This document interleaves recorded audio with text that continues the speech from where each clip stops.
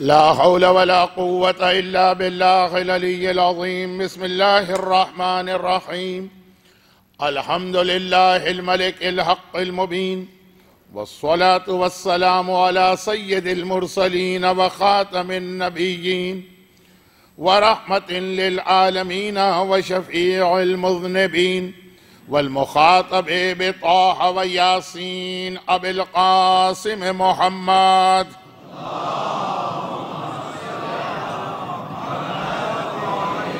وآله الطيبين الطاهرين المعصومين المظلومين المنتجبين الميامين، الذين أذهب الله عنهم الرجس وطهرهم تطهيرا.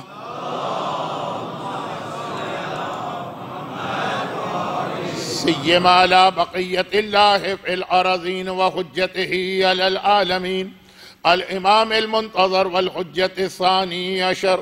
اللهم عجل فرجه وقرب زمانه وكثر أنصاره وأهلك أعداءه، ولعنة الدائمة على أعدائهم أجمعين. أما بعد، فقد قال الله عز وجل في كتابه المبين وفرقانه المتين وقرآنه المجيد: بسم الله الرحمن الرحيم. قل حرم ربي الفواحش ما ظهر منها وما بطن والإثم والبغي، وقال ربنا لا تزغ قلوبنا بعد إذ هديتنا وهب لنا من لدنك رحمة إنك أنت الوهاب.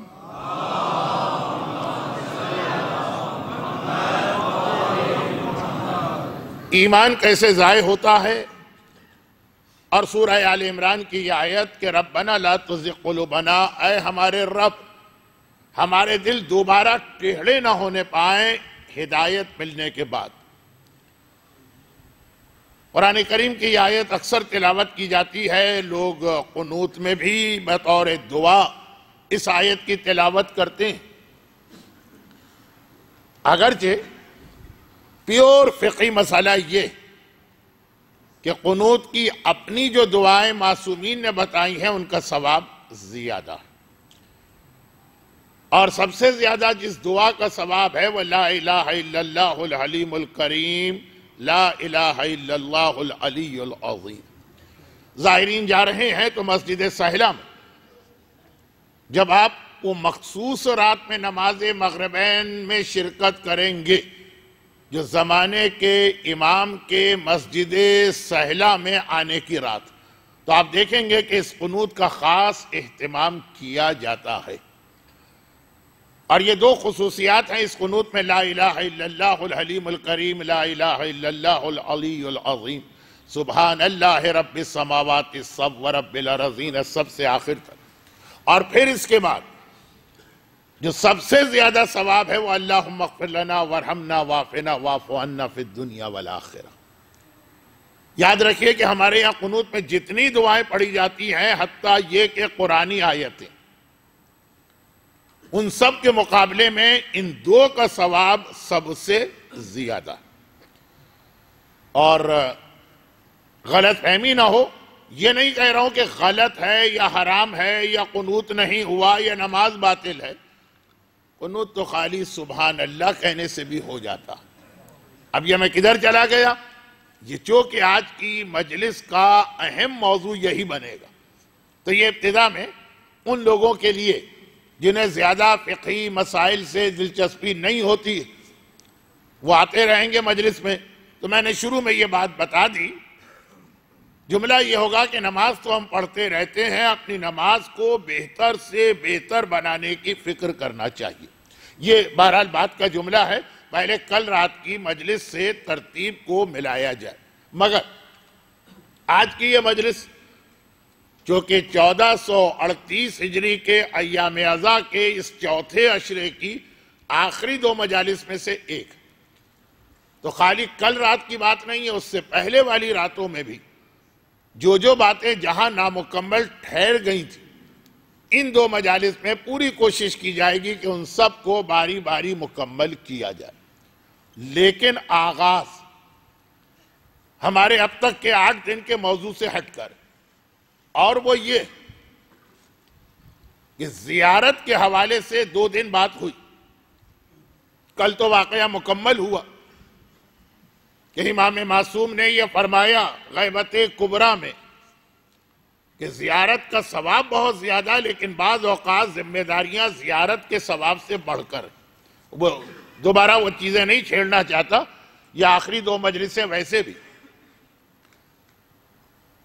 ماتم زیادہ ہونا ہے اور غم کا بیان بھی زیادہ، تو موضوع وقت بہت کم رہ جائے گا موضوع پہ بات کرنے کا، تو وہ بات چھیڑنا نہیں چاہتا، لیکن اس کے حوالے سے ایک اور بہت اہم پیغام، اور وہ یہ ہے کہ زیارتیں اس طرح نہ کرو کہ اس جگہ کا احترام کم ہو جائے، اور انسان اس طرح سے وہاں پہ جائے کہ جیسے دنیا کے باقی ملکوں کی سیر و تفریح کی نیت سے جاتا۔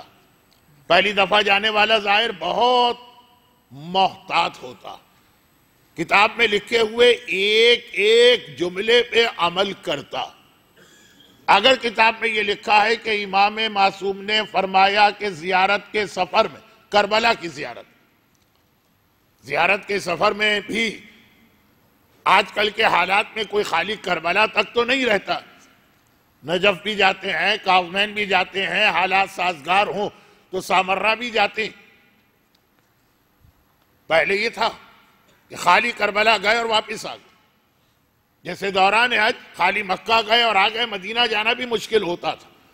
تو اب آج کل تو ایسا نہیں ہے، پھر بھی تو جو میرا بیان ہو رہا ہے زیارت کے حوالے سے، وہ کربلا کے حوالے سے، کہ اگر کتاب میں لکھا ہے کہ امام معصوم نے فرمایا کہ کربلا میں گوشت نہ کھاؤ، تو آپ کو بہت سے لوگ ملیں گے جو پہلی دوسری دفعہ کی زیارت میں اس کا بہت خیال کرتے ہیں، اور پھر آپ کو وہ لوگ بھی ملیں گے جو کربلا کے قیام کے درمیان اس بات پہ روزانہ جھگڑا کرتے ہیں کہ آج گوشت کیوں نہیں تھا۔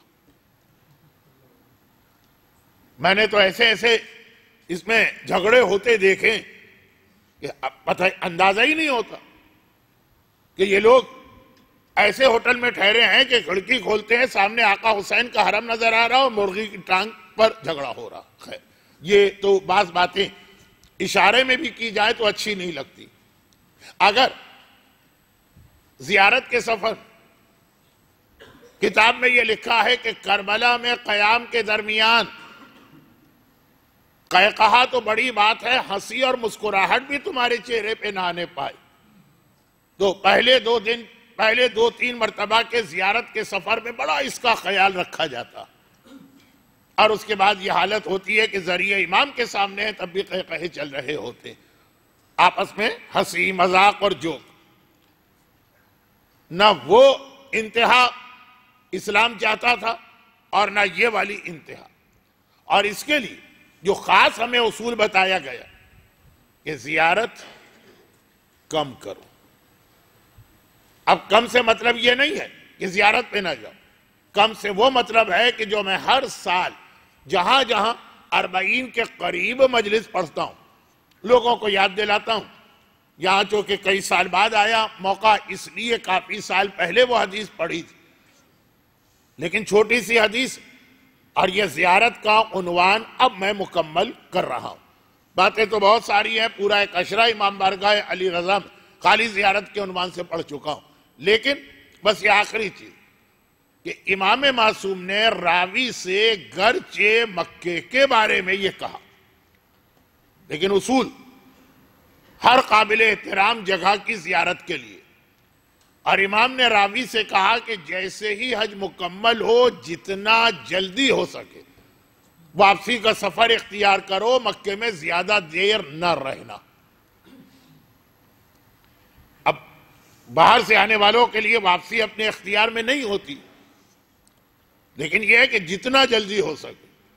راوی نے چوک کے کہا مولا میں تو اس کو غنیمت سمجھ رہا ہوں کہ جتنا زیادہ وقت مجھے یہاں پہ مل رہا، جتنی زیادہ سانسیں مجھے مکے کی فضا میں لینے کا موقع مل رہا، جتنی مرتبہ مجھے خانہ کعبہ کی زیارت کا ثواب مل رہا، جتنی مرتبہ مجھے دعا قبولیت کی جگہوں پہ جانے کا موقع مل رہا۔ امام نے کہا حج سے پہلے صحیح، حج کے بعد نہیں، اور پھر خالی ایک جملہ میں اس کی تشریح بھی نہیں کرنا چاہتا کیونکہ وہ جملہ خود اتنا واضح اور مکمل. کہا کہ حج کے بعد تم کعبے کے احترام کو باقی نہیں رکھ سکو گے. کعبے کا احترام زیادہ ضروری، کعبے کی فضا میں سانس لینے یا کعبے کی زیارت کرنے اور یا کعبے پہ دعا کرنے، اس سے زیادہ ضروری ہے احترام کعبہ. اور دیکھیے اسی کی ایک چھوٹی سی میں مثال آپ کو وہ دے دوں جو میں اکثر یہ مثال بھی دیتا رہتا ہوں، اور وہ یہ ہے کہ میں بات کعبے کے حوالے سے کر رہا ہوں کیونکہ بعض وجوہات کی بنا پر یہ حدیثیں میں کربلا کے حوالے سے بیان نہیں کرنا چاہتا. کسی کے ذہن میں خیال آئے گا کہ یہ توہین ہو رہی ہے یا زری کی توہین کی جا رہی ہے یا روضے کی. کہ اب مکہ جانے والے لوگ ہر وقت ذہن میں خیال ہوتا ہے کہ جب جائیں گے تو کعبے کو دیکھتے ہی پہلی دعا یہ مانگیں گے. آج کل یہ مسئلہ اتنا مشہور ہے کہ مجھے اس کی تفصیل بیان کرنے کی ضرورت نہیں. مشہور یہ ہے کہ خانہ کعبہ کو دیکھتے ہی پہلی دعا جو مانگی جائے گی قبول. اور یہ لوگ پہلے سے تیاری کر کے آتے ہیں اور بعض اوقات تو بڑی چالاکی کا کام کر کے اللہ سے دعا مانگنا چاہتے ہیں. وہ چیزوں کی تفصیل میں تو پھسل جاؤں گا موضوع سے، اور اب تو وہ تقاریر ہے کہ جہاں پرانے موضوعات کو مکمل کرنا ہے. پرانے کا مطلب اسی 8 دن میں. تو اب یہ ہے کہ باقاعدہ ذہن تیار کر کے آتے ہیں، اور اگر کوئی بھول بھی جائے تو چونکہ آج کل اکیلا تو کوئی آدمی حج پہ جا نہیں سکتا ہے تو قافلہ بھی اپنے ہوٹل سے چلتے وقت یاد دلاتا ہے ذہن تیار کر لیجئے، سوچ لیجئے.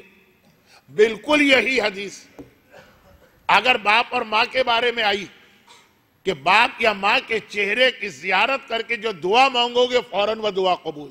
ادھر کیوں توجہ نہیں، ادھر کیوں اتنا جذبہ نہیں، ادھر آدمی اس طرح کیوں نہیں تڑپ کے سوچتا ہے کہ جا رہا ہوں ماں کے چہرے کو دیکھوں گا اور یہ دعا مانگوں گا. کعبے کے لیے کیوں ہے؟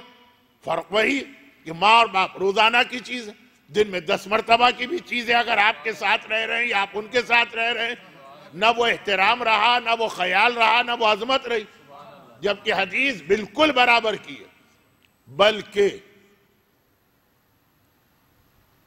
ایک جملہ میں بڑھا دوں تو غلط نہ ہوگا، بلکہ کعبے کو دیکھتے ہی پہلی دعا والی حدیث تو شاید ہے بھی نہیں، شاید ہے بھی نہیں. والدین کے چہرے کو دیکھ کر دعا مانگنا، اس کی تو اتنی معتبر حدیث ہے کہ یہاں تک سلسلہ آگے بڑھا کہ والدین مر بھی چکے ہیں تو یہی فضیلت ان کی قبر کی مٹی کی بھی ہوگی. والدین کا چہرہ تو دور، وہ مٹی کو تم نے دیکھا جس کے اندر پتہ نہیں منو مٹی کے نیچے باپ یا ماں دفن ہے، اس مٹی کی یہ خاصیت ہے. باپ یا ماں کی قبر پہ جا کے جو دعا مانگو فوراً قبول. تو خیر یہ تو ایک الگ موضوع ہے بچوں کو یاد دلانا کہ باپ اور ماں کا احترام کتنا ہے. مگر بات یہ ہو رہی تھی کہ قابل احترام جگہوں کی جہاں زیارت کے لیے جاتے ہیں، عمرے کے لیے جاتے ہیں، حج کے لیے جاتے ہیں، وہاں پہ زیادہ دیر قیام کرنے سے آدمی وہ احترام کھونے لگتا. تو اصل مسئلہ کم زیادہ کا نہیں ہے، اصل مسئلہ ہے احترام برقرار رکھنے کا. اور یہ ہر سال زائرین کو یاد دلانا پڑتا ہے اس اعتبار سے کہ وہاں پہنچنے کے بعد اب اتنی زیارتیں تقریباً ہر آدمی نے کر لی. اب تو جو بھی قافلے جائیں گے مشکل سے 10% ایسے لوگ ملیں گے جو پہلی بار زیارت پہ جا رہے ہیں. کوئی 10 بار گیا ہے، کوئی 8 بار گیا ہے، کوئی 6 بار گیا ہے، اور وہی انداز وہاں پہ نظر بھی آتا. یہ چونکہ 3 دن زیارت کا بیان تھا، اس سے متعلقہ بات تھی. اور ہمارا جو آج کا موضوع آگے چل کے آ رہا ہے اس میں نماز کے ساتھ اس کا بھی تذکرہ ہونا ہے، تو اس کی ایک تمہید ہو گئی. اصل بات یہ ہو رہی، اب دیکھیں زیارت کے حوالے سے ہی میں اپنے اصل موضوع پہ آ رہا ہوں، ربط دے کے آ رہا ہوں، اور وہ یہ زوار آئے ہیں بڑے شور و شین سے، ایمان لپٹ کے رہ گیا قبر حسین سے. مشیر لکھنوی کا بہت مشہور شعر، دبیر کے مشہور شاگردوں میں ایک، اور اپنی ایک خاص فیلڈ کے بڑے ماہر تھے. اس طرف میں جانا نہیں چاہ رہا کہ وہ کیا فیلڈ ہے، لیکن یہ آج کا شعر نہیں، یہ کوئی 8-10 سال پہلے کی بات نہیں بیان کر رہے ہیں، یہ چلے کوئی 50 سال پہلے کی بات بھی نہیں بیان کر رہے ہیں. یہ تقریباً 150 سال یا 250 سال پرانا شعر. 150 سال پہلے عقیدت زیادہ تھی، 150 سال پہلے احترام زیادہ تھا، گرچہ وہ احترام کچھ زیادہ ہی تھا جو اسلام نے بیان بھی نہیں کیا. بہت زیادہ احترام ہوتا تھا مقدس جگہوں کا. مثلا آپ میں سے کچھ کو تو ابھی 50 سال پہلے کا بھی ماحول یاد ہوگا کہ نظر و نیاز کو چکھنے کے بعد ہاتھ آپ بیسن میں نہیں دھو سکتے، آپ کو کیاری تک جانا پڑتا ہوگا ہاتھ دھونے کے لیے. یہ صرف 40-50 سال پہلے کی بات، بلکہ شاید 30 سال پہلے کی بات. وہ احترام آپ کو یاد ہوتا ہوگا کہ اگر آپ کے ہاں 22 رجب کی نیاز ہے تو نہ کہیں سے تکے آئیں گے، نہ کہیں سے کباب آئے گی، نہ کہیں سے نہاری آئے گی، نہ کہیں سے کڑھائی آئے گی، سب گھر میں پکے گا. حتیٰ مٹھائی تک گھر میں بنائی جائے گی پاکیزگی کے خیال کہ وہاں پتہ نہیں کون بنانے والے ہیں. یہ چیزیں ہم نے نہیں دیکھا. مسلمان کے ہاتھ کی چیز پاک ہے، لیکن احترام کی بات میں کر رہا ہوں. خواتین تک جو ویسے بہت سارے واجب غسل کرتی بھی نہیں ہیں، لیکن یہ خاص رات کو نہا کے یا صبح نہا کے سار آپ نے یہ بھی دیکھا ہوگا کورے برتن منگوائے جاتے تھے مٹی کے کہ نہیں وہ استعمال شدہ برتن دھوئے ہوئے ہیں، کر پانی سے دھوئے ہوئے ہیں، پاک برتن ہیں. لیکن بس وہ احترام کے تقاضے. اور یہ 50 سال پہلے یا 40 سال پہلے کی بات. 150 سال پہلے تو احترام اور زیادہ. اس وقت بھی زائرین زیارت کر کے آ رہے ہیں. جب زیارت کرنا اتنا آسان نہیں تھا کہ آپ نے ادھر ٹکٹ کٹایا اور 1.5 گھنٹے میں معلوم ہوا آپ پہنچ گئے. مہینوں کی صعوبت برداشت کر کے آتے. تبھی تو وہ روایتیں آتی ہے کہ زائرین کے قدموں سے اٹھنے والی مٹی گناہگاروں پہ پڑتی ہے تو ان میں سے کتنے لوگوں کے گناہ معاف ہو جاتے ہیں. وہ اتنی زحمت اٹھا کے جاتے ہیں. وہ جو زحمتیں تھیں وہ والے زائر. اور مشیر لکھنوی نے اتنے واقعات دیکھے. اور یہ احترام کے حوالے سے لکھنؤ میں زیادہ کچھ احترام تھا. تو شعر بھی لکھنؤ کا کہ زوار آئے ہیں بڑے شور و شین سے، ایمان لپٹ کے رہ گیا قبر حسین سے. جس حالت میں گئے تھے اس سے خراب حالت میں واپس آ رہے ہیں. ایمان کو وہیں چھوڑ لے کے گئے تھے، وہیں چھوڑ کے آ گئے. ایمان کب مومن سے الگ ہو جاتا ہے یہ کل رات کی مجلس تھی. اور زیارت کے حوالے سے مشیر لکھنوی کا پیغام، میں اس پہ زیادہ بات نہیں کرنا چاہتا ہوں، ایک پورا اشرا پڑھ بھی چکا ہوں اور موضوع بالکل بدل بھی جائے گا. اور میری معلومات کے مطابق جانے والے زائرین ایک کثیر تعداد میں اب چلے بھی گئے. لیکن ربط وہاں سے ملانا ہے کہ زیارت جیسا اہم فریضہ وہ جس میں اتنی برکتیں اللہ دیتا ہے. ظاہر حسین سے خوش ہو کے کہتا ہے مانگتے تو کیا مانگ رہا؟ قبے کے نیچے کی دعا تو فوراً قبول ہے. اس کے علاوہ بھی ظاہر کی ہر دعا اپنے اور غیر کے لیے قبول ہے. مگر وہاں بھی ایسے ظاہر 150 سال پہلے بھی تھے کہ ایمان چھوڑ کے آ رہے ہیں. اور یہ ایمان آدمی سے کیسے الگ ہوتا؟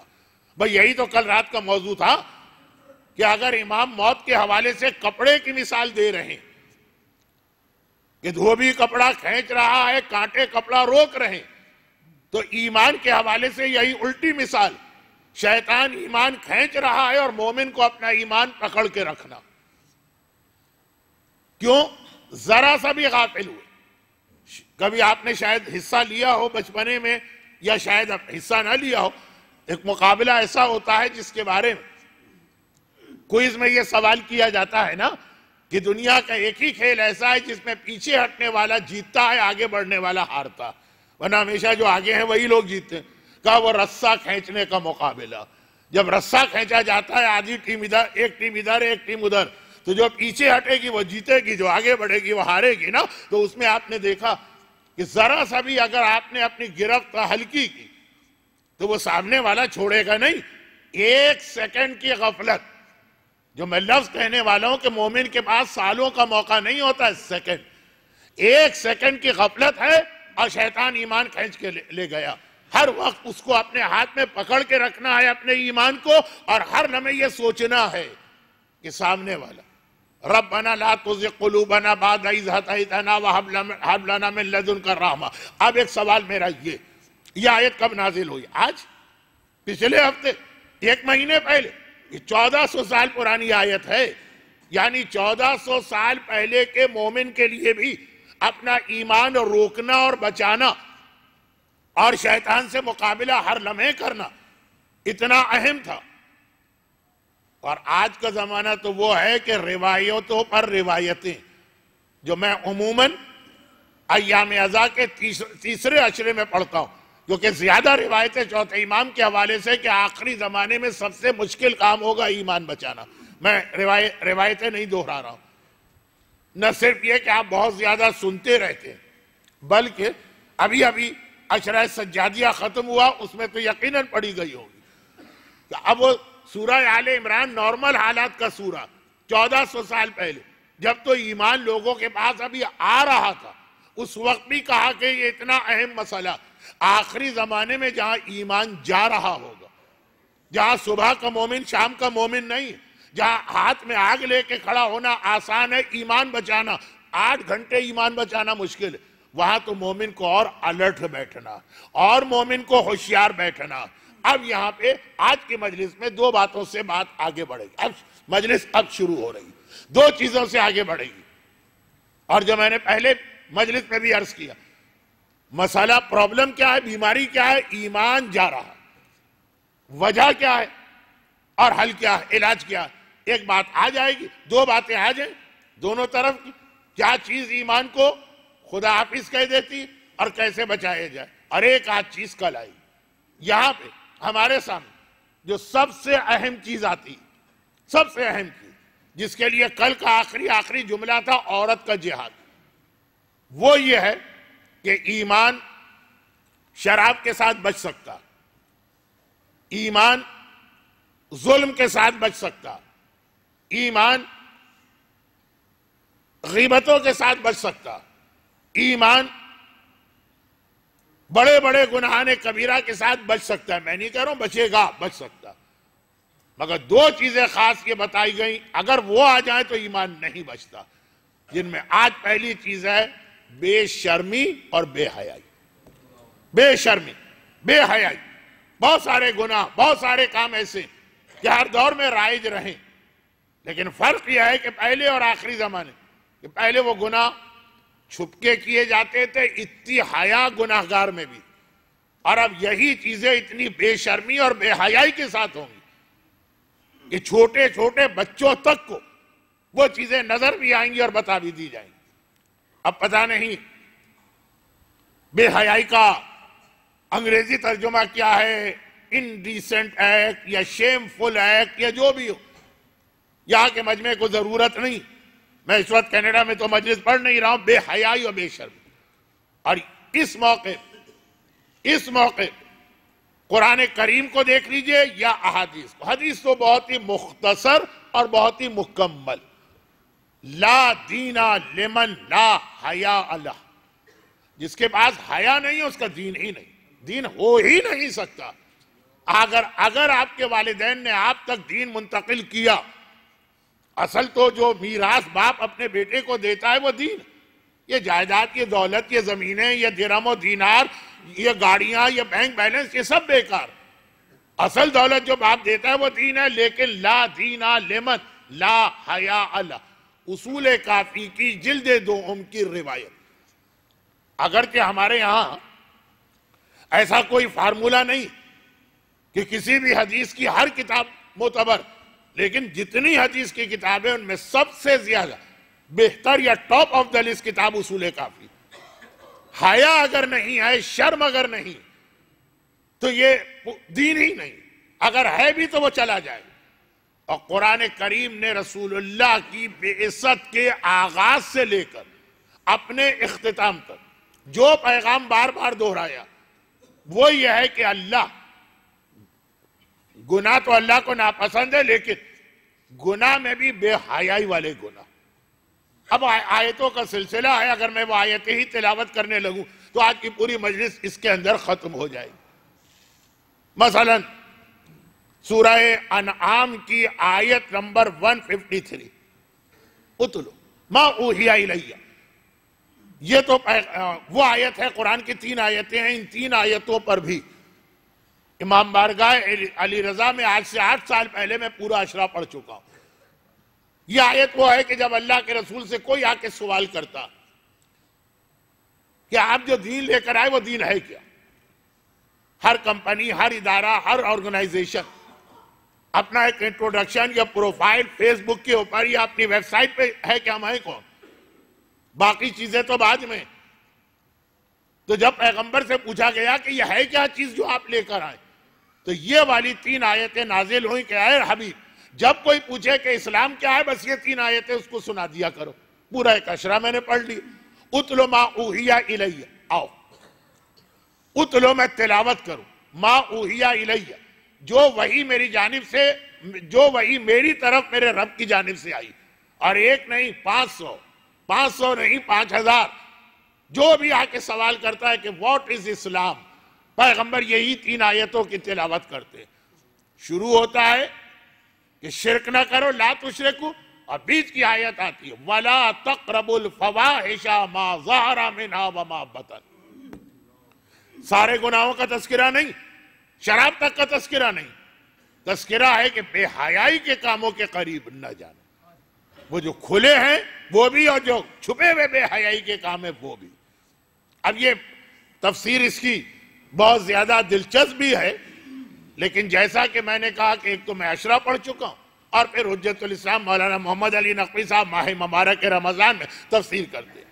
سورہ اعراف، سورہ نام سورہ اعراف، جب جاہل اور بے تکے لوگ اسلامی معاشرے میں پیدا ہونے لگے، گرچہ سورہ اعراف مکے میں نازل ہوا، مدینے میں نہیں، جو یہ سمجھنے لگے کہ دینداری کا تقاضا وہی، جہالت کے نتیجے میں آدمی سمجھتا سوکھی روٹی کھاؤ، نمک کے ڈھیلے سے افطار کرو، بہت ہی گرم گرم پانی پیو، پھٹے ہوئے کپڑے پہنو، ٹوٹے ہوئے مکان میں رہو، جبکہ تمہاری حیثیت اس سے بہتر کی ہو۔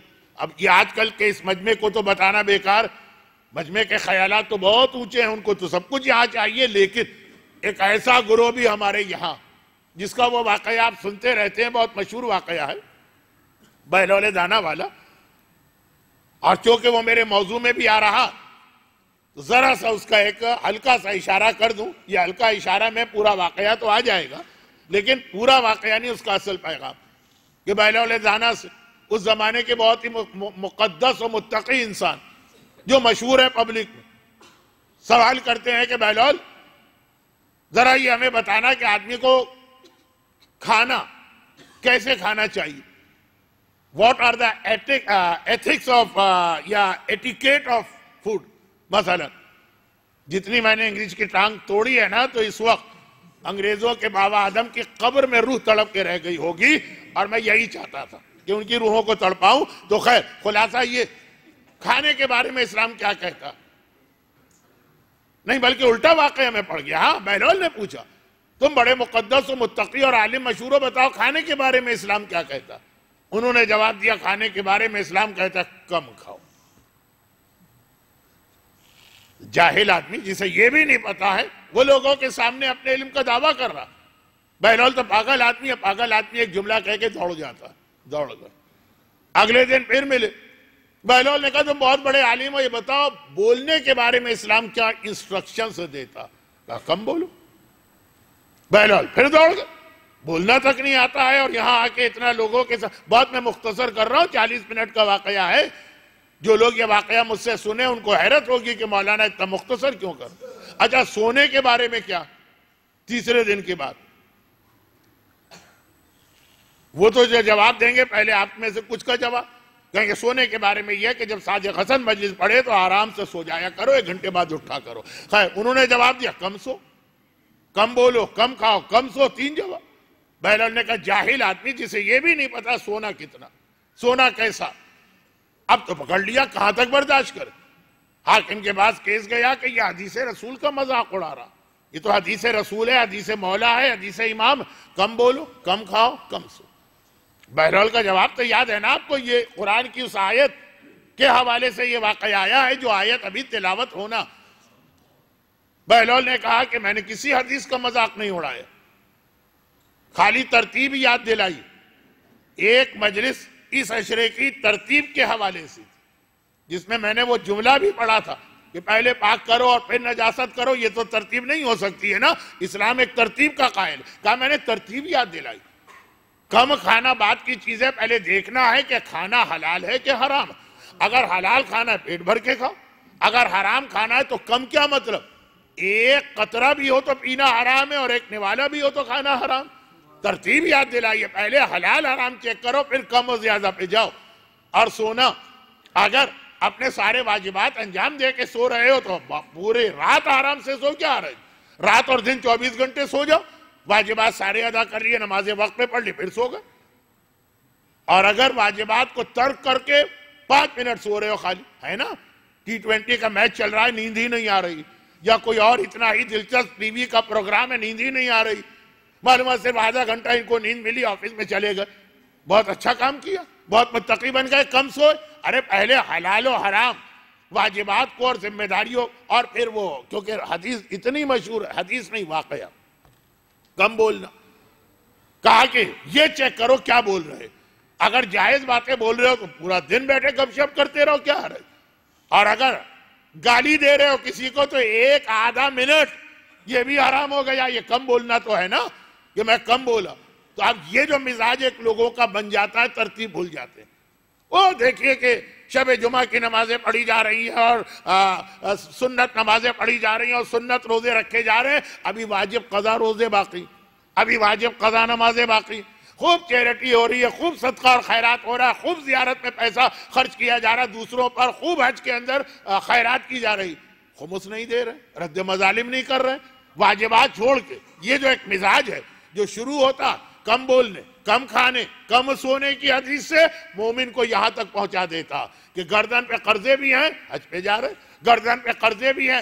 تفصیل نہیں بتا رہا مسئلے کی، پہلے آ چکا کہ اگر خود قرضہ دینے والا اجازت دے دے یا تاریخ نہیں آئی، یہ بھی کہنے کی ضرورت نہیں تھی، لیکن آج مجھے کچھ لوگ زیادہ نظر آ رہے ہیں، اس لیے میں نے یہ یاد دلا دیا. جب زیادہ نظر آ رہے ہیں تو دوبارہ میرا بیان کیوں ڈسٹرب ہو، شروع میں ہی آپ حضرات تھوڑا سا ادھر ادھر آ جائیں تاکہ پھر میں آخر مجلس تک اسی سپیڈ کے ساتھ بات کروں. باقی لوگ ثواب کیوں نہ لے لیں درود کا، محمد و آل محمد.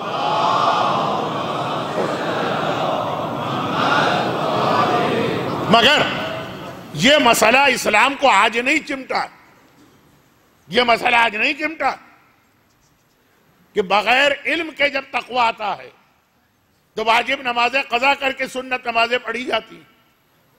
وہ تو کہیے کہ آج کے مراجع کا ایک ایسا فتویٰ ہے جو آپ کو بہت فائدہ پہنچا رہا.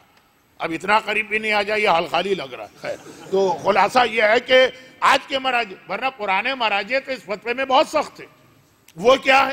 جو روزے کا مسئلہ تو بچوں کو بھی معلوم ہے، اگر آپ پر قضا روزہ ہے تو آپ کوئی سنت روزہ نہیں رکھ سکتے، حتیٰ زیارت پر جانے سے پہلے 3 روزے رکھ کے جانا مستحب، وہ بھی نہیں رکھ سکتے. اگر قضا روزہ، قضا رکھ لیجئے. لیکن شیعہ علماء کی ایک بہت بڑی تعداد جو ماضی میں گزری ہے، یہی اصول نماز کے لیے بتاتی کہ اگر ایک بھی قضا نماز ہے تو کوئی سنت نماز نہیں پڑھ سکتے. سونے والے لوگ متوجہ ہو کے سنیں، میں یہ نہیں کہہ رہا کہ آج کا مرجع یہ کہتا ہے. بعد میں آدھی بات سنتے ہیں لوگ، پھر بعد میں یا خود کنفیوز ہوتے ہیں یا مجھے کنفیوز کرتے ہیں. آج کا مرجع نہیں کہہ رہا، لیکن اتنی بڑی تعداد کہ یہ کہا جا سکتا ہے کہ 50-50 قضا نماز نہیں پڑھ سکتے. اچھا، اب یہاں ایک عجیب بات، ایسے کتنے لوگ آپ کو ملیں گے جن پر قضا روزہ نہیں، خاص طور پہ آج کی جو نسل روزے رکھ لیتے، اور ایسے بہت کم ملیں گے جن پہ کوئی قضا نماز نہیں. نمازیں ہوتی تو وہ جو آج کے مراجع کا فتویٰ ہے، آپ کے بہت کام کا فتویٰ، ورنہ آپ نماز وحشت قبر نہیں پڑھ سکتے، وہ سنت نماز ہے. اور نماز وحشت قبر کا لفظ میں اس لیے بھی لائے کہ مرحوم فدا عباس صاحب کو آج دفن کیا گیا ہے، تو آج کی رات ان کی نماز وحشت قبر کی رات. امام بارگاہ علی رضا کے کتنے پرانے خدمت گزار جو کل کراچی میں انتقال کر گئے، کل ان کے لیے فاتحہ تھا، آج ان کی نماز وحشت کی درخواست مجلس کے بعد کی جائے گی، لیکن وہ رات آج نہیں پڑھ سکتے. یا یہ کہ زیارت وارثہ کی نماز نہیں پڑھ سکتے، یا جو آج بہت سے نیک بیٹے اور بیٹیاں نماز ہدیہ والدین یا نماز مغفرت والدین پڑھنے نہیں پڑھ سکتے تھے. پرانے مراجع کا، اور 1-2 کا نہیں، اچھی خاصی تعداد یہ فتویٰ تھا. لیکن اصول اپنی جگہ یہی ہے کہ پہلے واجبات کا بوجھ اتارو. کربلا میں بہترین عبادت زیارت کے بعد جتنی قضا نمازیں پڑھ سکتے ہو پڑھو، کیونکہ اشہد انک قد اقمت الصلاۃ، آقا حسین میں گواہی دیتا ہوں کہ سب سے پہلا جو مقصد آپ کے جہاد کا تھا وہ نماز تھا۔ اب جب آپ زیارت پڑھیں گے نا تو زیارت میں تو یہ کہیں گے، اور اس کے بعد باہر نکل کے آپ نمازوں کی جانب متوجہ ہی نہ دے سوائے ادا نمازوں کے، وہ بھی کچھ لوگ زیارت میں قضا کر دیتے۔ خیر، تو یہ جو ایک عجیب و غریب مومن بنتا، خمس کے نام پہ ایک درہم نہیں دے گا، چیریٹی اور ڈونیشن کے نام پہ ہزاروں دینے کو تیار ہو جائے گا، قرضہ ادا نہیں کرے گا، حج اور عمرے اور زیارت پہ جانے کو تیار ہو جائے گا۔ کچھ باتیں آ چکی ہیں، اس کو دوہرا نہیں رہا۔ یہ پیغمبر کے اعلان نبوت کے شروع سالوں میں ایسا گروہ آ گیا، شروع سالوں میں ہی، بعد میں چل کے مدینہ جا کے نہیں۔ ابھی تو مسلمان مکے میں کوڑے کھا رہے ہیں کافروں، ابھی تو ابو جہل و ولید و عتبہ و شیبہ۔ شیطان کسی حالت میں بھی مومن کو نہیں بخشتا ہے۔ داخل ہو گیا شیطان تو سورہ اعراف کی آیتیں نازل ہوئی، قل من حرم زینت اللہ التی اخرج لعبادہ والطیبات من الرزق۔ لگتا ہے کہ یہ آیت آج کی ہے، یہ آیت آئی ہے سورہ اعراف میں۔ پورا سورہ اعراف مکے میں نازل ہوا، اور پورے مکے کا 13 سال کا زمانہ مسلمانوں کے لیے ظلم اور تشدد کا زمانہ۔ جب ظلم و تشدد ہوتا ہے تو لوگ زیادہ دیندار بن جاتے، اس وقت کی حالت۔ اور پھر قرآن نے اس کے بعد کی آیت، دونوں آیتیں ملی ہوئی، قل سے شروع ہو رہی، قل من حرم زینت اللہ التی اخرج لعبادہ والطیبات من الرزق۔ اور پھر اگلی آیت میں کہا قل حرم ربی الفواحش ما ظہر منہا وما بطن والاسم والبغی۔ یہ دو آیتیں بہت میچنگ والی آیتیں۔ اے حبیب پوچھ لو ان لوگوں سے، من حرم، کون ہے جس نے حرام کر دیا زینت اللہ، اللہ نے جو چیزیں اخرجہ لعبادہ ہی اپنے مومن بندوں کے لیے پیدا کی، زینت کی چیزیں، کون ہے کہ جس نے اس کو حرام کر دیا؟ اچھا نہ کھاؤ، اچھا نہ پہنو، اچھے مکان میں نہ رہو، اچھی گاڑی میں سواری نہ کرو۔ مولا کے ایک صحابی تو اتنے کنفیوز ہوئے کہ مکان چھوڑ کے درخت کے نیچے بوری کا لباس پہن کے رہنے لگے۔ مولا نے کہا دشمن خدا شیطان نے تجھ پہ غلبہ کیا، یہ تقویٰ نہیں، یہ تقویٰ نہیں۔ اللہ نے دیا ہے تو اچھا کھاؤ، اللہ نے دیا ہے تو اچھا پہنو، اللہ نے دیا ہے تو اچھی سواری میں بیٹھو۔ من حرما، کون ہے جس نے حرام کر دیا زینت اللہ، اللہ کی زینتیں التی اخرج لعبادہ، جو اللہ نے بندوں کے لیے پیدا کی۔ یہ کس کے لیے پیدا کی؟ ہمارے اور آپ کے لیے۔ والطیبات من الرزق، اور رزق میں سے جو پاک و پاکیزہ چیز۔ اگر بچے کو پیزا میں مزہ آ رہا ہے لیکن وہ پاک و پاکیزہ، اور اگر ہمارے بچے کو برگر میں مزہ آ رہا ہے لیکن وہ پاک و پاکیزہ، تو ہم کون ہیں اس کو روکنے والے؟ اور پھر قرآن کی اگلی آیت آئی، بالکل اس سے ملی، یہ چیزیں حرام کرنے والا کون ہے؟ اگر حرام کرنا ہے تو حرم ربی، میرے رب نے حرام کیا ہے، الفواحش ما ظہر منہا وما بطن، بے حیائی کے کاموں کو حرام کیا، اس سے اپنے آپ کو بچاؤ، والاسم والبغی، اور گناہوں کو حرام کیا ہے اور ظلم کو حرام کیا۔ اب سوچنے کی بات کہ قرآن نے گناہ بعد میں کہا، بے حیائی اس سے پہلے لفظ استعمال کیا، حرما، یہ دو حرما ہیں۔ پہلا ہے من حرما، کون ہے حرام کرنے والا اللہ کی حلال چیزوں، کسے یہ اختیار ہے؟ اور دوسرا آیا کہ نہیں، اگر حرام کرنا ہی ہے نا تو یہ سنو، میرے رب نے حرام کیا ہے بے حیائی کو، گناہوں کو، ظلم کو۔ گناہ سے بھی پہلے بے حیائی آئی ہے، اس لیے کہ ہر بے حیائی حرام نہیں ہے، لیکن بے حیائی حرام کے راستے پہ لے جانے والی ہے۔ اب آج کل جب مراجع نے فتویٰ دیا کہ عورت اپنا چہرہ کھول سکتی تو گویا وہ ایک اعتبار سے بے حیائی نہیں کر رہی، لیکن کھلے چہرے کا مقصد فری ہینڈ نہیں ہے نامحرموں سے ہنسی اور مذاق کا۔ دیکھیں گناہ کا لفظ الگ آیا، بے حیائی کا لفظ الگ آیا، اور پہلے آیا حرم ربی۔ اس کو ابھی میں ایک فقہی لفظ سے سمجھاؤں گا۔ سورہ نور، ان الذین یحبون ان تشیع الفاحشۃ فی الذین آمنوا لہم عذاب علیم فی الدنیا والآخرہ، جو لوگ مومنوں کے درمیان بے حیائی کے کاموں کو پھیلاتے ہیں۔ ابھی تک دو آیتیں تھیں، پہلی آیت تھی کہ اسلام کس چیز کا نام ہے؟ بے حیائی سے بچنے کا۔ دوسری آیت یہ تھی کہ حرام جو رب نے کیا ہے وہ بے حیائی کو. تیسری آیت ہے کہ چاہے خود بے حیا ہو کہ نہ ہو، اگر معاشرے میں بے حیائی کو پھیلا رہا، 99% بچیوں کی فیس بک بے حیائی پھیلا رہی. تصویریں دیکھا کرے کس انداز کی ہیں. حجاب والی لڑکیاں بھی جب فیس بک کے اوپر پوسٹ کرنے جاتی ہیں تصویریں تو کیسی ہوتی. جب موبائل کے ذریعے سے تصویریں بھیجی جاتی،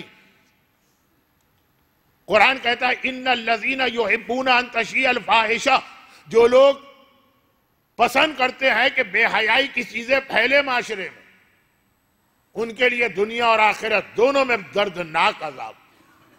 خالی عذاب نہیں کہا، دردناک عذاب کا، جسے اللہ کہہ دے کہ بہت تکلیف والا عذاب. ہمیں تو ہر عذاب تکلیف والا لگتا، لیکن اللہ کہہ دے کہ ہر عذاب نہیں، بے حیا لوگوں کے لیے. اچھا یہ باتیں بہت پھیل رہی، تو اسلام کی بنیاد بے حیائی حرام ہوئی، مکے میں حرام ہوئی. سورہ انعام پہلے 3 سالوں میں نازل ہوا، سورہ اعراف پہلے 3 سالوں میں نازل ہوا، سورہ نور مدینے میں نازل ہوا، یہاں سے لے کے وہاں تک. اور پھر معصوم کی حدیث کہ جس کے پاس بے حیائی ہے اس کے پاس دین ہو ہی نہیں سکتا. اب یہاں ایک حدیث رک کے میں کہوں، پیغمبر نے فرمایا کہ 5 چیزیں بہت اچھی ہیں، لیکن یہی 5 چیزیں جو بہت اچھی ہیں اگر 5 آدمیوں کے پاس چلی جائیں تو اور اچھی ہوتی. اب بہت ہی ایک عوامی سا جملہ میں بیان کر رہا ہوں. بعض اوقات ایسا ہوتا ہے کہ لباس بہت اچھا، آپ نے کہا بہت اچھا، لیکن ایک ایسا گریسفل پرسنالٹی ہے وجیح، وہ پہنتا ہے تو یہ لباس اور اچھا لگنے لگتا ہے. یہ بہت، میں وقت نہیں ہے نا تو میں مثالیں نہیں دے رہا ہوں. بھئی یہ لباس تو آپ پر ہی جچتا. یہ کہا بھی جاتا ہے ہماری گفتگو میں کہ ہے بہت اچھا لیکن آپ پہن لیتے تو اور شان بڑھ جاتی. 4 چاند. اور پیغمبر کہہ رہے 5 چیزیں بہت اچھی ہر ایک میں ہونی چاہیے، لیکن اگر یہ 5 چیزیں 5 گروہ میں آ جائیں تو یہ چیزیں اور اچھی ہو جاتی. پہلی جو چیز ہے، غبطہ وبطہ عربی کا لفظ ہے، سمجھانے کا وقت نہیں ہے، میں اپنی ٹوٹی پوٹی اردو میں ترجمہ کر دیتا ہوں. حسد سے دوری، حسد نہ کرنا. یہ بہترین چیز ہے کہ آدمی کے دل میں کسی کے خلاف کبھی حسد نہ آنے پائے. جو میں نے ایک مجلس میں عرض کیا تھا کہ ماں اور باپ کے علاوہ ہر ایک کے دل میں حسد آ ہی جاتا. اسی لیے مجتہدین کو ایک جملہ لکھنا پڑا، دل میں حسد کا آنا حرام نہیں ہے، حسد کا اظہار حرام. یہ تقریر کہیں اور بھی جا سکتی ہے، لیکن صرف یہ یاد دلاتے ہوئے فضیل ابن عیاض کے دیندار شاگرد جو حوزہ علمیہ میں ان کے پاس علم دین حاصل کر رہا تھا، بیمار پڑا. آخری وقت میں فضیل اس کے پاس گئے. 3 دفعہ یہ بحث آ چکی کہ پہلے زمانے میں آخری وقت بھی اتنا لمبا ہوتا تھا کہ موقع مل جاتا تھا توبہ کرنے کا. آخری وقت بہترین دعا کیا، بہترین جو مرنے والا پڑھے، یاسین اور صافات نہیں، لا الہ الا اللہ الحلیم الکریم، لا الہ الا اللہ العلی العظیم، سبحان اللہ رب السماوات السبع ورب الارضین السبع. یہیں سے مجلس شروع بھی ہوئی تھی. یہ نماز کی بھی بہترین دعا، اور یہ وقت آخر مرنے والے کے لیے بھی آگے کی مشکلات آسان کرنے کے لیے بہترین دعا. اگر وہ نہیں پڑھ سکتا تو مستحب ہے کہ اطراف میں موجود لوگ اس کو پڑھوائیں، پڑھتے جائیں اور کہیں کہ تم ریپیٹ کرو. اسی لیے اگر آپ نماز میں اس کو عادت بنا لیں تو وقت آخر آپ کسی کے محتاج بھی نہیں ہوں گے. خیر، یہ تو ایک ضمنی بات اس لیے بھی آ گئی کہ آج شب جمعہ.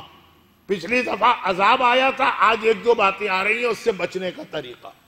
تو خیر، وقت آخر مہلت مل جاتی تھی پہلے. اب یہ بحث کو دوبارہ نہیں شروع کرنا. چنانچہ فضیل پہنچے اور دیکھا کہ یہ آدمی ابھی زندہ، ہاں حالت بتا رہی ہے کہ بس مرنے ہی والا، ابھی زندہ. کہا بیٹا کلمہ پڑھو. انتہائی غصے اور ناگواری کے ساتھ فضیل کو دیکھا. بعض اوقات آدمی کسی کے احترام میں کچھ بول نہیں پاتا لیکن انداز سے لگ جاتا ہے نا. جیسے میری مجلس میں آدھے چہرے مجھے ایسے ہی گھور رہے ہوتے ہیں، اسی لیے میں ہمیشہ گلاسز 2 نمبر کم لے کے آتا ہوں کہ چہرے نظر ہی نہ آئے. تو خیر، تو اب مسئلہ یہ کہ فضیل کے شاگرد نے انتہائی غصے کے عالم میں دیکھا کہ انداز سے ظاہر ہو گیا کہ استاد کا احترام بھی گیا، پسند نہیں آئی بات۔ فضیل نے ریپیٹ کیا، بیٹا آخری وقت ہے، کلمہ پڑھو۔ غصے کے عالم میں بول اٹھا، نہیں پڑھنا مجھے کلمہ نہیں پڑھنا، اور اس طریقے سے بات کر رہا۔ تیسری مرتبہ کا بیٹا کلمہ پڑھ لو، اب اٹھ کر بیٹھ گیا، مارنے کی تیاری کر رہا۔ طاقت ہوتی تو جوتا جو بستر کے قریب رکھا ہے کھینچ کے مار دیتا۔ ایک جملہ کہا جس کے بعد فضیل کے لیے وہاں ٹھہرنا حرام ہو گیا، میرے گھر سے نکل گیا۔ اب گھر کا مالک اگر منع کرے، یہ تو اس سے پہلے بھی بات آئی تھی، الغاصب بالحیا کالغاصب بالجفا میں غاصب بالجفا تو اصل حرام ہے۔ یہ کچھ چیزیں پہلے آ چکی ہیں، جو لوگ نہیں تھے ان سے میری معذرت۔ اب فضیل چلے، جیسے ہی باہر نکلے رونا پیٹنا، یعنی مر گیا وہ آدمی۔ بالفاظ دیگر اتنا وقت بھی نہیں ملا کہ اپنے اس عمل پہ شاید توبہ کر لیو۔ کلمے کا نام سن کے اپنے استاد کو جوتا مارنے والا اور گھر سے دھکے دے کے نکالنے والا مر گئے۔ جب اس سے خواب میں ملاقات ہوئی، پوچھا بیٹا یہ تجھ پہ کیا گزری؟ کہا 3 گناہ کی یہ سزا مجھے ملی کہ آخری وقت میں کلمے سے محروم رہا۔ ان میں پہلا گناہ، پہلا، تیسرا نہیں، پہلا، میں ہر ایک سے حسد بہت کرتا تھا۔ کسی کے پاس کوئی نعمت آ جائے، کسی کی حالت اچھی ہو جائے، بخود میرے تن بدن میں آگ لگ جاتی، اور ہر وقت کوشش کرتا تھا کہ کسی طرح سے اس کی حالت خراب ہو جائے۔ میں تفصیل نہیں بتا رہا کیونکہ موضوع حسد نہیں، لیکن موضوع یہ ہے کہ ایمان کیسے جاتا، وقت آخر کیا چیزیں ایمان کو رخصت کر دیتی ہے، کیا چیزیں روک لیتی ہے۔ لا الہ الا اللہ العلی الحلیم الکریم، لا الہ الا اللہ العلی العظیم۔ خیر، اب یہ چھوٹی چھوٹی باتیں ہیں، میں ان کو جوڑ بھی نہیں پا رہا ہوں۔ کہا کہ حسد سے بچنا بہترین چیز ہے۔ کس نے کہا؟ کائنات کے سب سے سچے انسان نے کہا بہترین چیز ہے، لیکن اگر علماء میں یہ چیز پائی جائے تو یہ اور اچھی ہو جاتی ہے۔ عالم ہو اور کسی دوسرے عالم سے حسد نہ کرے۔ جب ہم لوگ حوزہ علمیہ میں ایڈمیشن لیتے ہیں نا، تو سب سے پہلی جو حدیثیں ہم کو پڑھائی جاتی ہیں ان میں سے ایک ہی ہے۔ بہرحال ایک خرابی ہے، اچھے سے اچھے عالم میں بھی آپ دیکھیں گے کبھی یہ خرابی آ جاتی، دوسرے عالم سے حسد۔ چھوڑ دیجئے، یہ آپ کا موضوع نہیں ہے، اور زیادہ بے دین اور عالم دشمن لوگوں کو چانس ملے گا۔ کہا امانت کو ادا کرنا، یعنی خیانت نہ کرنا۔ خیانت نہ کرنا اچھی چیز ہے، لیکن اگر تاجر خیانت نہ کرے تو یہ اور اچھی ہو جاتی، ورنہ تو ہر آدمی پر واجب ہے خیانت نہ کرے، دھوکہ، فراڈ، چیٹنگ۔ لیکن جو بزنس مین لوگ ہیں ان میں جب یہ چیز آتی ہے تو اور اچھی ہو جاتی ہے۔ اور تیسری چیز ہے توبہ، اچھی چیز ہے، شب جمعہ توبہ، جوانوں میں توبہ آ جائے تو اور اچھی ہو جاتی ہے۔ جوان تو کہتے ہیں نا کہ مولانا ابھی تو بہت عمر باقی ہے، بڑھاپے میں جا کے توبہ کر لیں۔ شیخ سعدی کہتے ہیں کہ بوڑھا ہو کے تو خونخوار بھیڑیا بھی جو ہے نا وہ بہت نیک و متقی بن جاتا۔ تو اگر توبہ جوان میں آ جائے تو یہی توبہ ہے نا، اس میں 4 چاند لگ جاتے ہیں، یہی توبہ اتنی اچھی چیز بن جاتی ہے۔ اور چوتھی چیز، میں 5ویں چیز نہیں پڑھوں گا خاص وجہ سے، چلے 5ویں چیز ہے عدل اور انصاف، لیکن بہرحال اس کو چھوڑ۔ چوتھی چیز حیا۔ حیا بہترین چیز حیا ہے، کیونکہ لا دین لمن لا حیا لہ۔ لیکن اگر عورتوں میں آ جائے تو یہ حیا ہواؤں میں اڑنے لگتی ہے، 4 چاند لگ جاتے ہیں، شوکت بڑھ جاتی ہے، شان و شوکت اگر عورتوں میں آ جائے۔ اس میں 2 پیغام آ گئے۔ نمبر 1، حیا خالی عورت کا موضوع نہیں ہے، مرد کو بھی حیا کرنا۔ جو ہمارے یہاں حیا کے حوالے سے سارا زور حجاب پہ دیا جاتا ہے، مرد سمجھتے ہیں کہ حجاب ہے۔ الحمدللہ آپ جس علاقے میں، یا پھر بھی لباس کی حد تک بات کر رہا ہوں، اگر میں اس وقت کینیڈا یا امریکہ میں مجلس پڑھ رہا ہوتا تو آپ کو معلوم ہے یہ جتنے بچے سامنے بیٹھے اور ان کے ساتھ کے بزرگ چھوٹی چھوٹی نیکریں پہن کر وہ والی ٹی شرٹ پہن کے بیٹھے ہوتے، جو مائیکل جیکسن اسٹائل کہلاتا تھا ایک زمانے میں، اب تو بیچارہ مرمرا گئے۔ خیر، تو خلاصہ یہ مجلس میں بیٹھے ہوتے۔ کیا ہوا مولانا؟ جتنا واجب ہے اتنا تو ہم نے پردہ کیا ہوا۔ بات واجب کی نہیں ہے، بات قرآن نے کہا کہ بے حیائی کو اللہ نے حرام کیا، پھر گناہوں کو حرام کیا۔ بے حیائی وہ چیز ہے جو آدمی کو گناہ کے راستے پہ لگانے والی ہے. تو جب گناہ ہو جائے تب کوئی تھوڑی اللہ کہے گا کہ اس سے بچو، پہلے سے بتا دے گا یہ جو کام کر رہے ہو اس کا کیا نقصان ہے. مثلا کھانے پینے میں والدین یا ڈاکٹر احتیاط کراتے ہیں نا، یہ احتیاط کرو. ایسا تو نہیں کہ پہلے وہ ساری چیزیں کھاؤ جب بیمار ہو جاؤ تو آئے، وہ غلط طبیب ہے. آغاز شروع سے ہونا چاہیے. اب ایک آدمی شاخ پر بیٹھا ہوا اسی شاخ کو آڑی سے کاٹ رہا، جب کاٹ کے دھڑام سے گرے تب آپ اس سے کہنے جائیں یہ تو حماقت ہے نا. جب عمل اس نے شروع کیا ہے جس کے نتیجے میں وہ درخت سے گرے گا تب روکیے اس کو. یہ اسلام بے حیائی کو کہتا ہے. بے حیائی خود ایک گناہ نہیں ہے، بے حیائی گناہوں کا راستہ کھولتی ہے. کیوں؟ کیونکہ بے حیائی آخر میں ایمان ہی ختم کر دیتی ہے. یہ جملہ ہے جرن بجرن، جرن بجرن. یاد آیا آپ کو یہ جملہ کس کا ہے اور کہاں استعمال ہوا؟ ویسے تو خیر بہت جگہ پہ استعمال ہوا. ساتویں امام کے روضے کے ایک دروازے کے سامنے جو آیت اللہ سیستانی کا بہت بڑا فتویٰ پوری دیوار پہ لگا ہوا ہے، دیوار کے قد سے بڑا فتویٰ. یہ دروازہ چھوٹا ہے، اس سے بڑا وہ فتویٰ لکھ کے لگایا گیا ہے.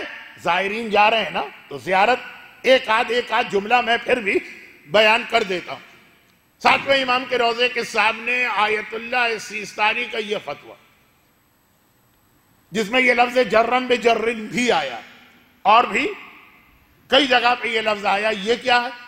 انٹرنیٹ پر لڑکیوں سے چیٹنگ کرنا لڑکوں کے لیے حرام اور لڑکوں سے چیٹنگ کرنا لڑکیوں کے لیے حرام. فیس بک پر اس طرح سے لڑکیوں کا آپس کے اندر رابطہ رکھنا، کانٹیکٹ کرنا حرام. چاہے جملہ آپ سنیے، چاہے اس میں کوئی گناہ کی بات نہ ہو، ایک عام ڈسکشن ہو رہا ہے، کوئی حرام کی بات نہ ہو، کہتے ہیں پھر بھی حرام ہے. بھائی کیوں حرام ہے جب ایک حلال بات ہو رہی ہے؟ بہلول دانا نے جنید بغدادی کو یہی سمجھایا تھا کہ حلال چیک کرنا ہے پھر اجازت ہے. کہا اس لیے کہ یہ عمل جرن بجرن آدمی کو پتہ بھی نہیں چلے گا، اسے کھینچتا ہوا حرام کے راستے پہ لے جائے گا. ابھی حرام نہیں ہے. ابھی تو بات ہو رہی ہے کہ آج کالج میں لیکچرار نے کیا لیکچر دیا، میں نہیں گئی تھی، ذرا نوٹس بھجوا دو، ذرا اور کوئی عام دنیاوی بات. لیکن اسی طرح سے یہ کانٹریکٹ رہا تو یہ کھینچتا ہوا، جر کہتے ہیں عربی میں کھینچنے کو، یہ کھینچتا ہوا اس طرح حرام تک لے جائے گا کہ آدمی کو خود پتہ نہیں چلے گا کہ مجھ سے حرام ہو گیا. دنیا میں اس فیس بک اور انٹرنیٹ کے نتیجے میں جتنے گھر ٹوٹے ہیں، جتنی بچیاں اپنے والدین کا گھر چھوڑ کے گئیں، جتنے بچے حرام کاری کے گناہ کی جانب گئے، اتنے تو شراب کے نتیجے میں بھی یہ حرام نہیں ہوئے. کیونکہ شراب کھلا گناہ، یہ جو ہے یہ کھلا گناہ نہیں، یہ جو ہے جرن بجرن آہستہ آہستہ کھینچ کے لے جاتا. بے حیائی ما ظہر منہا وما بطن. شروع دن سے اسلام نے کہا گناہ سے بعد میں روکیں گے، پہلے وہ راستہ بند کرنا ہے آپ کے گھر کا جہاں سے گناہ آتا. اور اس میں اب وقت نہیں رہا کیونکہ آج مصائب کی رات. جلدی سے دو جملے کہہ کے باقی باتیں کل کے لیے انشاءاللہ صحت رہی تو کل کی ایک مجلس بھی مجھے ابھی پڑھنا ہے. دو باتیں. اب مسئلہ یہ ہے کہ اس کا علاج کیا ہے. ایک علاج تو قرآن نے اتنا مشہور بتا دیا کہ ہر ایک کو یاد. جتنی آیتیں آج میں نے پڑھی تھی خطبے کے بعد ان سب میں لفظ آیا بے حیائی کے لیے، ایک ایسا لفظ جو اردو میں بہت برے معنی دیتا، عربی میں نہیں. فواحش، فاحشہ. اور قرآن کی آیت آئی اس کے مقابلے میں ان الصلاۃ تنہی عن الفحشاء. یہ نماز ہے جو بے حیائی کے کاموں سے تم کو روکتی. اب وہ بے حیائی کی مذمت کر کے طریقہ بتایا کہ یہ نماز بوجھ نہیں ہے، مصیبت نہیں ہے، زحمت نہیں ہے، یہ اتنا بڑا ایک علاج اور دوا ہے ہمارے لیے. کس چیز کا علاج اور دوا؟ بے حیائی سے روکنے کا. تبھی ایک اور حدیث سنی، یہ تو آیت ہے، حدیث. الصلاۃ عمود الدین، نماز دین کا ستون ہے، پورا دین اس پہ کھڑا. کیوں؟ اس لیے کہ اگر بے حیائی کے کام کرو گے تو دین ختم ہو جائے گا، لا دین، دین ہی نہیں رہے گا. نماز بے حیائی سے بچا کے دین کو مضبوط کرتی ہے. وہ سپورٹ کرتی ہے دین کو، وہ ستون بنتی ہے، وہ پلر بنتی ہے، وہ بنیاد بنتی ہے، وہ حدیث ہو کہ یہ آیت ہے۔ اب آپ کہیں گے ہمارے گھر میں تو نمازیں بھی ہیں اور بے حیائی بھی، تو کسی پاکستان کے ڈاکٹر سے پوچھ لیجیے۔ آپ کہیں گے کہ ڈاکٹر صاحب آپ نے ہیپیٹائٹس سی کی یہ دوا لکھی ہے، ہم دوا بھی کھا رہے ہیں، کوئی فائدہ بھی نہیں ہو رہا۔ کہا کہ وہ 2 نمبر کی دوا ہے، کہاں سے آپ نے خرید لی، کس کے پاس سے خرید لی؟ یہ تو اورنگی ٹاؤن کے کسی گھر میں بنا کے بیچی گئی ہے، اس پہ میڈ ان انگلینڈ لکھ کے، وہ یہی جواب دے گا۔ نماز جو اسلام چاہتا، وہ والی نماز بے حیائی کے کاموں سے روکتی۔ اب مزید باتیں کل ہوں گی، آج کا وقت ختم ہو گیا۔ میں نے کہا کہ یہاں پر 2 جملے مجھے عرض کرنا تھا۔ یہ ایک پہلا جملہ کہ نماز جو 2 دفعہ 8 دنوں میں نماز کا موضوع بھی آیا، چھٹے امام کی آخری حدیث بھی آئی نماز، تو کیوں اتنی اہم ہے نماز؟ اللہ کے لیے نہیں، ہمارے لیے۔ ہمیں دور کرے گی بے حیائی سے تو ہمارے دین کو مضبوط کرے گی، تو ہمارے گھر کو شیطان سے بچائی۔ اور دوسری چیز ہے عورت، کیونکہ یہ بے حیائی کا کام ہو کہ دین چھیننے کا کام ہو کہ ہمیں غیر مومن بنانے کا کام ہو، یہ کر کون رہا؟ شیطان۔ اور شیطان کا مقابلہ جتنے اچھے طریقے سے عورت کر سکتی ہے، مرد نہیں کر سکتا۔ بھئی یہ جملہ کل کے لیے ادھار ہے، اس کو سمجھانا۔ عورت تو نماز دین کا ستون ہے، عورتیں بھی دین کا ستون ہیں، وہ بچانے والی ہیں دین۔ آقا حسین کے جملے سے اب میں مصائب پہ آ جاتا ہوں۔ اے عبداللہ ابن عباس، میں اس لیے لے کے جا رہا ہوں ان سیدانیوں کو کہ میرا جہاد تو پورا نہیں ہو سکتا ان کے بغیر۔ دین بچانے حسین جا رہے ہیں نا، حسین کی شہادت سے دین نہیں بچے گا اگر حسین کے اس مقصد کو اور مصائب کو بتانے والی کوئی زینب نہ ہو۔ بہت ایک جملہ میں نے بہت کہا تھا، اس لیے اس کو وضاحت نہیں کرتا۔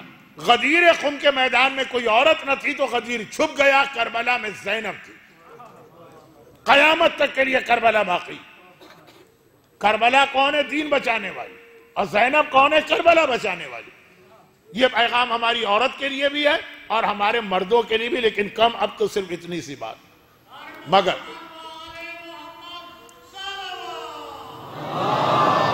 تھوڑا نہیں، اب ٹھیک، مگر یاد رکھیے کہ زینب تو جس طرح بھی دین کو بچائے، ہمیں تعجب نہیں ہوتا، علی کی بیٹی ہیں، فاطمہ کی وارث ہیں، رگوں میں وہی خون گردش کر رہا ہے جو علی کا خون ہے، وہی شیر فاطمہ زینب کی بھی غذا بنا ہے جو حسن و حسین کی غذا بنا تھا۔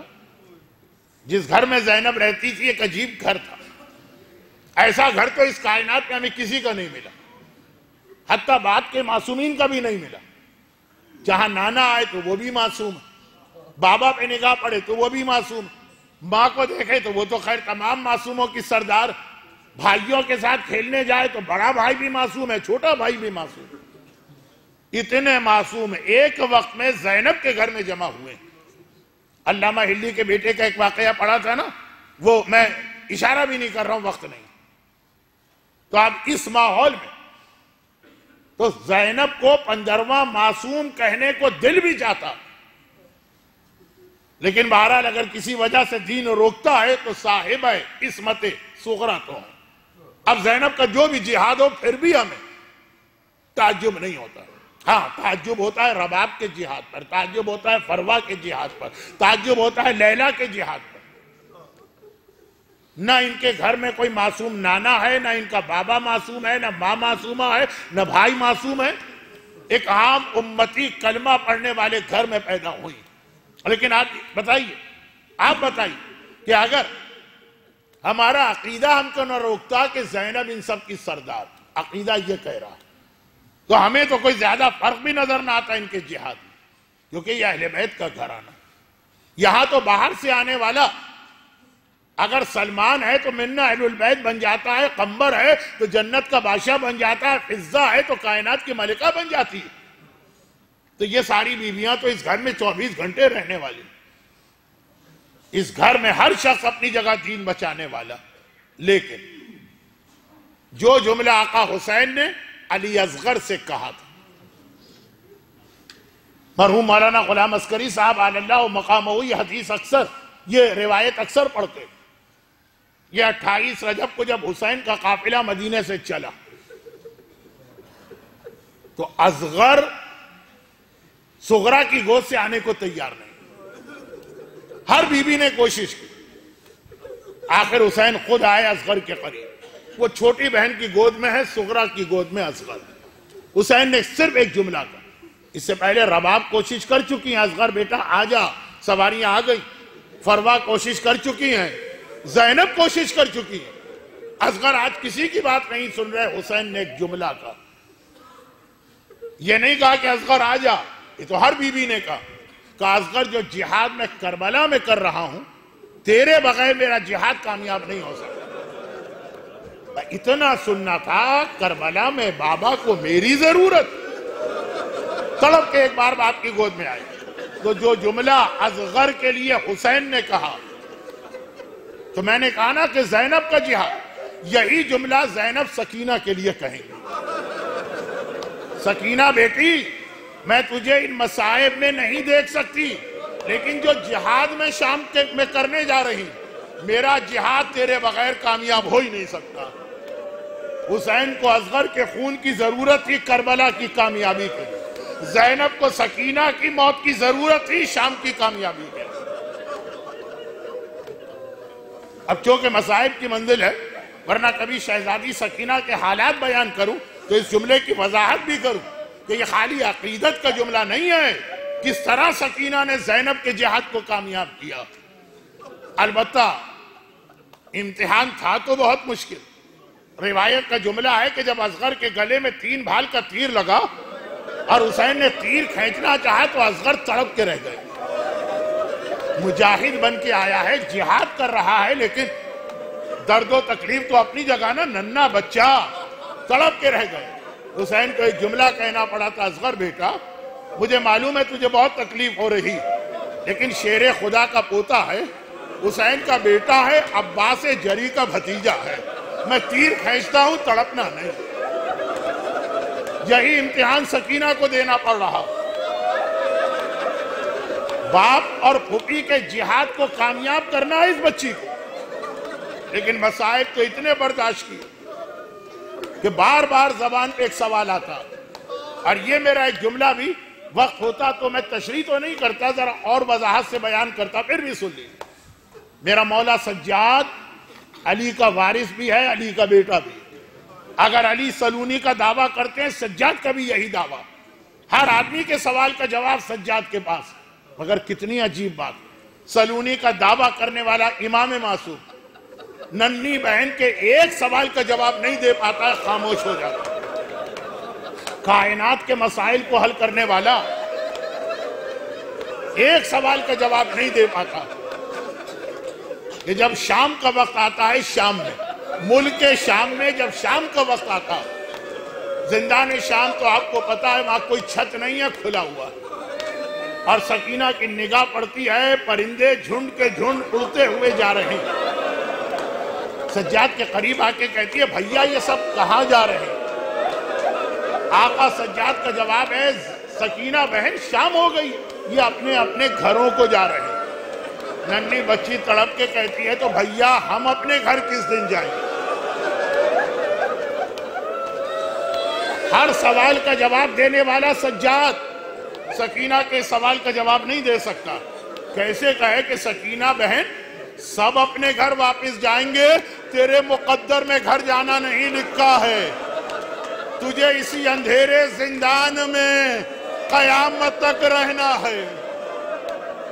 وہ ننھی سکینہ کا ایک طریقہ بن گیا جو حسین کے، کربلا کے، اصغر کے جہاد کی طرح سکینہ کا یہ جہاد ہے. بس ایک فرق، اصغر نے کربلا میں جہاد کیا تھا سوکھے ہونٹوں پہ زبان پھیل، اور سکینہ کا جہاد یہ ہے کہ پورا دن روتی ہے، آدھی رات تک روتی ہے، آدھی رات تک. اب ہوتا یہ ہے کہ جب آدھی رات کا وقت آتا، زینب تسلی تو دن بھر دے رہی، لیکن اب تسلی دلا کے سکینہ کو سلا دیتی ہیں. آدھی رات کو بچی سو جاتی اور فجر کے قریب دوبارہ بیدار ہوتی. جب تک سکینہ رو رہی ساری سیدانیاں، ساری بیویاں سکینہ کو گھیرے میں لے کے خود بھی سکینہ کے ساتھ روتی. آدھی رات کے بعد یہ بیویاں بھی سو جاتی. نہیں، جملہ مکمل نہیں ہوا.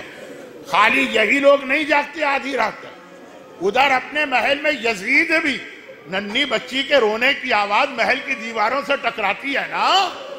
آدھی رات تک بستر پہ کروٹیں بدلتا ہے، لیکن سکینہ کا ماتم یزید کو بھی نہیں سونے دیتا. آدھی رات کو جب سکینہ چپ ہوئی، بیویاں سوئی، تو یزید کو بھی نیند آئی. مگر پھر آج کی رات آ گئی. یہ آج کی رات آ گئی. 9 صفر کا دن گزرا، رات آ گئی. آدھی رات تک سکینہ روئی. آدھی رات کے بعد لیٹ گئی، سو گئی. بیویاں بھی لیٹ گئی، بیویاں بھی سو گئی. یزید کی بھی آنکھ لگنے والی ہے کہ اچانک سکینہ تڑپ کے اٹھی، دوبارہ اٹھ کے بیٹھ گئی. ہائے میرا بابا کہاں چلا گیا. بس سکینہ کا یہ کہنا، ساری بیویاں نیند سے بیدار ہوئی. زینب قریب آئی. سکینہ، تجھے پتا تیرا بابا کربلا میں رہ گیا، آدھی رات کے بعد سو جاتی ہے، آج دوبارہ کیوں جاگ گئی؟ کہا پھوپھی اماں میں کربلا کی بات نہیں کر رہی، میں ابھی سوئی تھی تو آج خواب میں مجھے میرا بابا نظر آیا. اکیلا نظر نہیں آیا، میری دادی فاطمہ بھی بابا کے ساتھ تھی. میں نے بابا کو سلام کیا، کہا بابا آپ کے بعد میں نے بہت مصیبتیں برداشت کی. بابا نے کہا سکینہ بیٹی پریشان نہ ہو، گھبرا نہیں، آج تیری مصیبتوں کی آخری رات ہے. تیری دادی تجھے لینے آئی ہیں، میں تجھے لینے آیا ہوں. سکینہ ہمارے ساتھ چلنے کی تیاری کر. ابھی تو بابا یہ کہہ رہا تھا کہاں چلا گیا میرا بابا. زینب سے لے کے فضہ تک ساری بیویاں سمجھ گئی فاطمہ اور حسین لینے آئے، اس کا مطلب کیا ہے سب سمجھ گئے. سکینہ کو دوبارہ گھیرے میں لیا، ماتم شروع ہو گیا. ادھر یزید پاگلوں کی طرح سے بستر پہ اٹھ کے بیٹھ گئے. کہا کہ آدھی رات کے بعد تو مجھے نیند ملتی تھی، آج یہ آدھی رات کے بعد بھی رو رہی ہے، کیا آج میری پوری رات کی نیند جائے گی؟ جاؤ کنیزوں بچی کو خاموش کراؤ. کنیزوں نے ہاتھ جوڑ دیے، کہا کہ آقا ہر کام ہر حکم پہ عمل کر سکتے ہیں، یہ تو ناممکن حکم ہے. بھئی کیا ناممکن ہے؟ کہا چپ کراؤ. کہا کیسے چپ کرا؟ اگر اس کو ڈانٹتے ہیں تو کہتی ہے اور روتی ہے، بابا ذرا آ کے میری مدد کر. ارے اگر اسے تماچے لگاتے ہیں وہ کہتی ہے چچا عباس ذرا آ کے دیکھ. کیسے خاموش کرائیں؟ اب یزید پریشان. ایک کنیز آگے بڑھی، کہا کہ یزید بچی بار بار کہہ رہی ہے بابا بابا بابا، تیرے خزانے میں اس کے بابا کا کٹا سر ہے نا، وہ سر بھجوا دے، شاید اسے دیکھ کے اسے سکون آ جائے. ادھر زینب سکینہ کو گھیرے میں لے کے بیٹھی. سکینہ کہہ رہی ہے ہائے میرے بابا دادی کے ساتھ آئے تھے، کہاں چلے گئے؟ ایک بار سکینہ کھڑی ہو گئی، زندان کے دروازے کی جانب بڑھنے لگی. زینب نے کہا سکینہ کہاں جا رہی؟ کہا پھوپھی اماں مجھے دروازے سے بابا کی خوشبو آ رہی ہے. اور زینب نے مڑ کے دیکھا، دروازہ کھلا. یزید کی کنیزیں ایک تشت لے کے آ رہی ہیں جس پہ کپڑا پڑا ہوا، اور شہزادی زینب کے سامنے یہ تشت رکھ دیا. حاکم نے یہ بھجوایا. زینب حیران، آدھی رات کو یہ تشت. ایک بار کپڑا ہٹایا، حسین مظلوم کا کٹا سر ساری بیویوں کے سامنے. کیا ہوا ہوگا؟ ساری بیویاں اپنی اپنی جگہ سے کھڑی ہو گئی، کٹے ہوئے سر کا رخ کیا. السلام علیکہ یا ابا عبداللہ، السلام علیکہ یا ابن رسول اللہ. زینب نے کٹا سر اٹھا کے سکینہ کی گود میں دیا. سکینہ بیٹی لے تیرا بابا آ گیا. بچی جھکی، باپ کے ہونٹوں پہ ہونٹ رکھے. تاریخ میں ایک جملہ آ گیا، ہمیشہ حسین جھک کے سکینہ کا بوسہ لیتے تھے، آج منظر الٹا ہو گیا ہے، بچی جھک کے باپ کا بوسہ لے رہی. بابا ذرا دیکھ میرے رخسار پہ تماچوں کے نشان، میری کمر پہ کوڑوں کے نشان. ایک بار روتے روتے بچی کی آواز بند ہو گئی. بچی کی آواز بند ہو گئی. زینب گھبرا گئی. سجاد بیٹا ذرا دیکھ میری سکینہ پہ کیا گزری. خدا کسی بڑے بھائی کو چھوٹی بہن کی یہ حالت نہ دکھائے جو میرے مظلوم آقا سجاد زندان شام میں. آگے بڑھے, سکینہ کا بازو تھاما, پلٹ کے جملہ کا پھوپھی اماں انا للہ و انا الیہ راجعون, میری بہن مجھے چھوڑ کے چلی گئی. آخری دو جملے. غسالہ بلائی گئی غسل کے لیے, چیخیں مارتی بھی باہر آ گئی. ہاں اس بچی پہ تم نے کتنے ظلم کیے, سارا جسم زخمی ہے. محمد کی نواسی کو شام غریبہ جلے ہوئے کرتوں میں, لہو بھرے ہوئے کرتے میں کفن دیا. سجاد میت لے کے آگے بڑھ رہے. خدا آپ کو پھر شام کے قید خانے میں لے جائے. ایک ننھی قبر, سجاد آگے بڑھے. ایک بار قبر میں سکینہ کو اتارنا چاہتے ہیں, فاطمہ کی آواز آئی, سجاد بیٹا سکینہ کو لینے کے لیے میں آئی ہوں, لا میری سکینہ کو میرے حوالے کر. خدا بندہ صاحبان ایمان کے اس گریے کا واسطہ دنیا اور آخرت کی ہر پریشانی سے محفوظ فرما, ان کی ساری حاجتیں پوری فرما. ہمارے تمام مرحومین خصوصاً مرحوم فدا عباس کو اعلی علیین میں اہل بیت اطہار سے ملحق فرما. ان مظالم کے انتقام کے لیے امام زمانہ کے ظہور میں تعجیل فرما. ماتم حسین.